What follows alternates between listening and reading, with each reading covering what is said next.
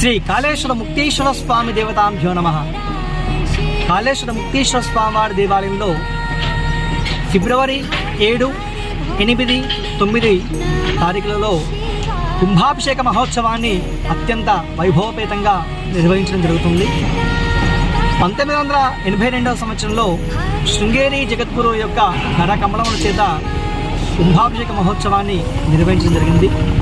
మళ్ళీ 42 సంవత్సరాల తర్వాత కాళేశ్వర ముక్తేశ్వర స్వామి వారి ఆలయంలో ఈ కుంభాభిషేక మహోత్సవాన్ని శృంగేరి జగద్గురుల యొక్క ఆశీస్సులతో తుని తపోవన పీఠాధిపతి శ్రీ సచ్చిదానంద సరస్వతి స్వామి వారి యొక్క దివ్య కరకమలముల చేత 50 మంది ఋత్వికుల చేత శతచండీ యాగము, సహస్ర ఘటాభిషేకము, మహారుద్రము, అలాగే కుంభాభిషేక మహోత్సవాన్ని అత్యంత వైభవపేతంగా నిర్వహించడం జరుగుతుంది. ఈ కార్యక్రమాన్ని భక్తులందరూ కూడా తిలకించి దర్శించి అలాగే ఈ కుంభాభిషేకంలో పాల్గొని స్వామివారి తీర్థప్రసాదాలు స్వీకరించి స్వామివారి యొక్క అనుగ్రహానికి పాత్రలు కాగలరు.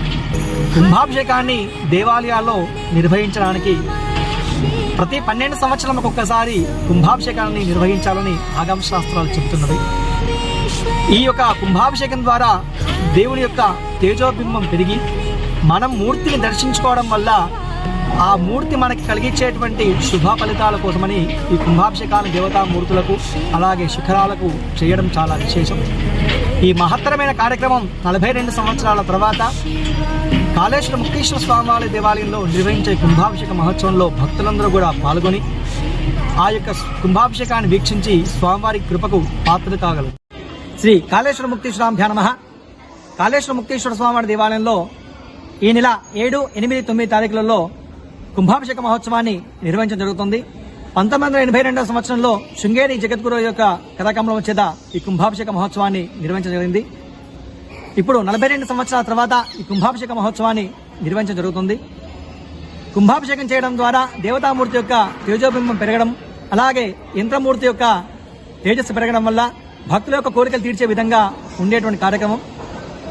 ఈ తారీఖులో ఈ 7, 8, 9 తారీఖులలో శతచండీ యాగము, సహస్ర ఘటాభిషేకము, మహారుద్రము, అలాగే మహాకుంభాభిషేక మహోత్సవాన్ని నిర్వహించడం జరుగుతుంది. ఈ 3 రోజుల పాటు త్రయాణిక దీక్ష నిర్వహించే కార్యక్రమంలో భక్తులందరూ కూడా విచ్చేసి ఆ స్వామివారి దర్శించి కుంభాభిషేకాన్ని వీక్షించి తీర్థప్రసాదాలు స్వీకరించి అన్నదానం స్వీకరించి ఆ యొక్క దేవతామూర్తి యొక్క ఆశీస్సులు పొందగలని కోరుచున్నాం.